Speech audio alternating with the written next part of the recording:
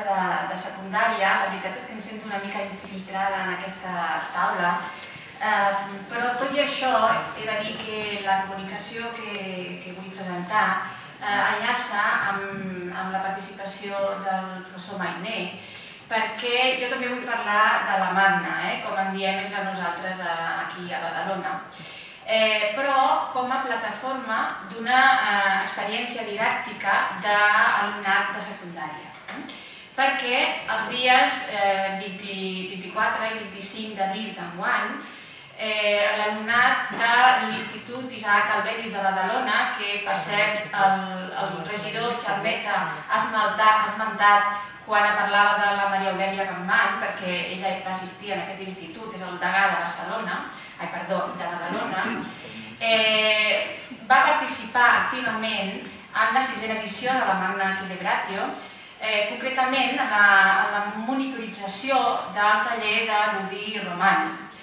conjuntament amb l'Institut Cristòfol Ferrer de Premià de Mar, i tot això en el marc del projecte col·laboratiu de clàssiques en xarxa Aracne Fila i Fila, que ha estat reconeguda pel Departament d'Educació com a bona pràctica compartida. Si hem d'anar a la gènesi del projecte, jo em remuntaria al curs 2008-2009, quan em vaig adonar que l'alumnat de quart que cursava llatí no sabia, i de Badalona, evidentment, no sabia què era la Magna. Algú havia vist alguna processó amb soldats per allà, però devia ser Setmana Santa, una paradeta devia ser el mercat de Sant Antoni, i fins i tot algun rètol amb uns senyors disfressats de romans i potser era Carnaval. Però realment jo em vaig sorprendre i vaig pensar que havien de posar mans a l'obra des dels centres educatius, des de la base. I per això vaig encarregar una tasca d'investigació, de recerca, a dos alumnes que es va materialitzar en aquesta presentació que va ser penjada també en xarxa a través del blog, i també un reportatge in situ que dues alumnes venien disposades a fer a l'edició anterior, però els organitzadors recordareu que el diumenge 26 del 2009 les circumstàncies meteorològiques van impedir que se celebrés la jornada de recreació històrica i per tant van fer també un article però també se'n van sortir però no van poder explicar exactament en què consistia. Tot i això ja tenim la Magna en l'imaginari de l'alumnat de quart d'ESO que cursa llatí. A continuació, el curs següent, el 2009-2010, vam pensar que calia anar més enllà, que no podien ser només mers espectadors i que havien de prendre part activa. Vam tenir l'avantatge que un alumne de segon de batxillerat ja havia participat anteriorment en les jornades amb el seu esplai i ell ens va posar en contacte amb la Núria Sadurní del museu, que estava per aquí, i vam poder fer una primera reunió en la qual vam establir els tractes, els criteris de col·laboració del nostre centre amb aquestes jornades. Totes aquestes tasques es materialitzen en aquest article, que evidentment tinc l'enllaç de tots els articles, però us convido a visitar el nostre blog Aracne Fila i Fila, en el qual podreu trobar tots aquests articles. També en la publicació de les actes podreu trobar els enllaços directes. Doncs bé, aquí en aquest primer article es proposava als alumnes de participar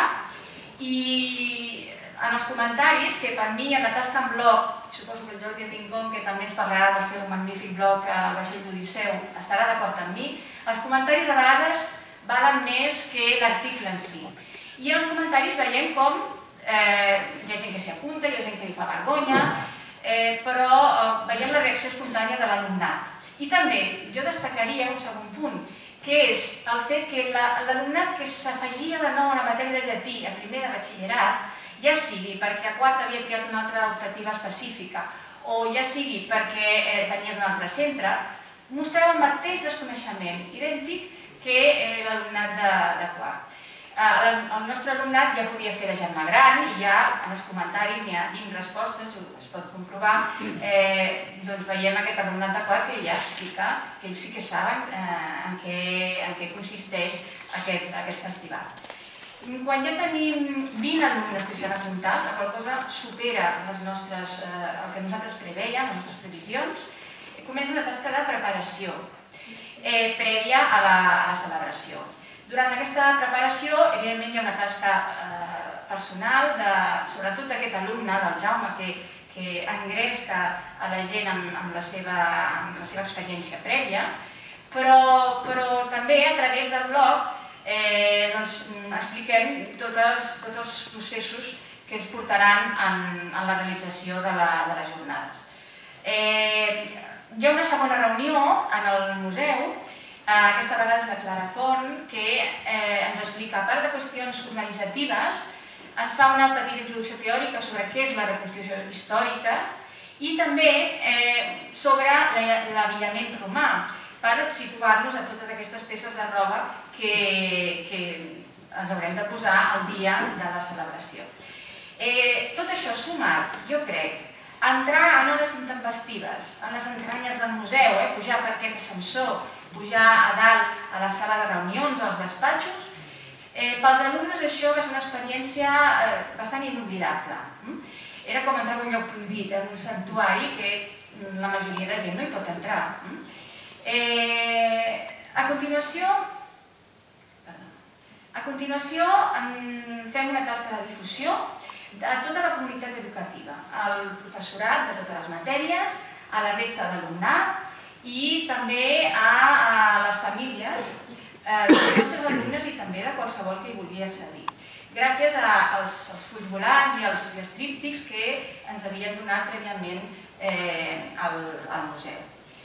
Fet això, del desenvolupament en si de l'activitat, jo destacaria 3 punts de vista. Per una banda, l'alumnat participant, els visitants coneguts, podríem dir, i després el públic en general.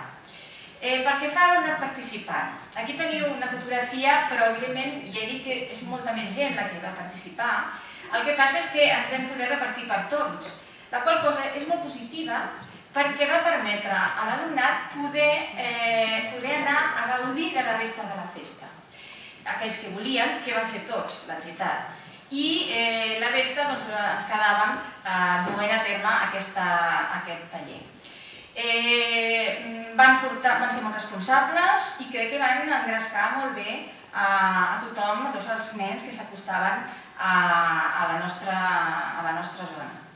Visitants d'aquests coneguts, com he dit abans, va venir alumnat dels petits, de primer, de segon d'ESO, que ens miraven així, sobretot a les professores, una mica estranyats de veure'ns vestits d'aquella manera. També van venir alumnat de clàssiques que no havia gosat o no havia pogut participar activament i també professorat de totes les matèries amb les seves famílies a recolzar-nos i a veure com havia anat aquella experiència que havíem difós al centre. Pel que fa al públic en general, va haver-hi molta afluència, coincideixo amb el que deia abans el Joan Mainer, a l'última edició, almenys a la nostra zona va haver-hi molta afluència i fins i tot va haver-hi un moment que vam haver de restringir l'entrada dels nens o posar un cert ordre per evitar les aglomeracions a la zona dels jocs. Pel que fa als jocs, que van ser cedits per al camp d'aprenentatge de Tarragona, cal dir que hi havia uns jocs d'equilibri, com per exemple el yo-yo, el turbo, n'hi havia més, he fet una selecció, que van agradar a la quitxalla, però també he de dir a la gent gran, que s'ho mirava amb una certa melàngia, recordant els seus temps d'infant, perquè eren els mateixos jocs que ells tenien. Això he de dir que els nostres alumnes és una de les coses que més els va frapar. I en una petita entrevista que hi ha en un dels vídeos que tenim penjats en la xarxa, és el que més comenten, veure la gent gran mirar-s'ho d'aquella manera. També hi ha jocs més moguts, com per exemple l'escarpeta o les grale, que jo diria que són jocs per nota, per treure el 10, perquè sincerament jo he de dir que jo no vaig aconseguir caminar, les teniu aquí a segona línia, no vaig poder caminar-hi, però sort que teníem alumnes que sí que tenien aquesta destresa i ho van poder fer. Jocs de taula, evidentment, aquí tenim els taulers del Tris, taula Lusòria, n'hi havia molts, més del que tenim aquí. I també jocs de punteria, com per exemple l'Udus Delta, jo destacaria aquest, perquè ens va permetre també fer un repàs de la numeració romana. Ho vam començar a fer nosaltres, però després també s'hi van apuntar els alumnes que van veure que era una cosa que funcionava molt bé. Per acabar, vam fer una tasca de consolidació i de divulgació. A l'institut vam explicar les nostres experiències i encara ara es pot contemplar en el plafó d'activitats aquesta participació. En van sorgir diferents articles, per exemple, aquest de l'Andrea, que era un article que dona la visió de l'alumnat.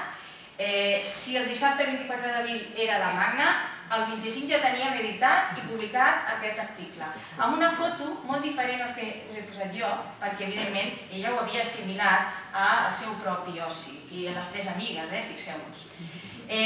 Jo vaig fer un article amb un exercici en llatí, una mena de qüestionari en llatí per ser resposta en llatí, i la Margarida Capellà, que em sembla que després també ens explicarà alguna cosa de Bétolo, doncs va fer un reportatge, com que ella no estava directament implicada, podia fer-ho des de fora,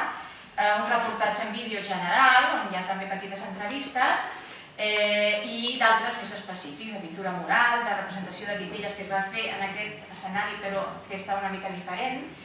I per acabar, jo no vull oblidar que jo vinc a presentar una experiència didàctica, i com a experiència crec que és una experiència molt completa perquè tracta i ressalta moltes competències, tant de les transversals com una molt important de caràcter específic, que seria la social i ciutadana. I, evidentment, en tot això podria quedar-me amb aquesta imatge de l'institut, una institució de renom de la ciutat de la qual pertany aquest institut, i les famílies. Tot això externalitzat i estès en xarxa, el gran poder de la xarxa, a un altre institut d'una altra ciutat, Premià de Mar, amb altres característiques, i tot això fa un tot que crec que és molt positiu. Per acabar, ara sí, simplement, evidentment, tot això no hauria estat possible sense el recolzament des del museu, la Clara i la Núria, ni tampoc amb la presència allà amb la seva càmera, com ara mateix de la Margarida, i ha sortit en altres casos, i també, per exemple, d'un professor de tecnologia que va venir i ens va ajudar moltíssim. Per tant, la interdisciplinaritat aquí també hi era present. Però ni la Núria Valls ni jo, que érem les professores de llatí l'any passat, no hauríem pogut fer res sense els nostres alumnes i les nostres alumnes. La seva il·lusió, la seva força, la seva empenta i la seva dedicació. Esperem que aquest any puguem repetir i fins i tot millorar.